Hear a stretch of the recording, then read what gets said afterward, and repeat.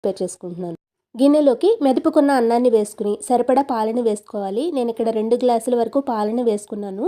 ఒకవేళ మీరు తీసుకున్న అన్నానికి పాలు సరిపోకపోతే ఇంకొద్దిగా పాలను వేసుకుని ఉడికించుకోవచ్చు. ఇలా అన్నం మొత్తం పాలల్లో బాగా ఉడికిన తర్వాత దీంట్లోకి యాలకుల పౌడర్ని, కొద్దిగా పచ్చికర్పూరాన్ని వేసుకోవాలి. ఆల్రెడీ మనం ఉడికించిన అన్నంతోటే చేస్తున్నాం కాబట్టి దీనికి ఎక్కువ టైం అయితే పట్టదు.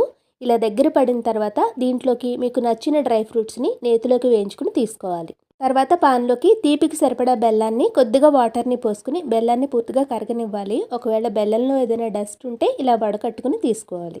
బెల్లాన్ని కరిగించుకుని ఇలా పాకంలో వేసుకునేటప్పుడు మనం ఉడికించుకున్న అన్నం అనేది పూర్తిగా చల్లారిపోయి ఉండాలి.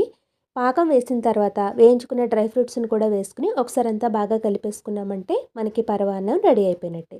ఇప్పుడు దద్దోజనాన్ని ఎలా చేసుకోవాలో చూసేద్దాము.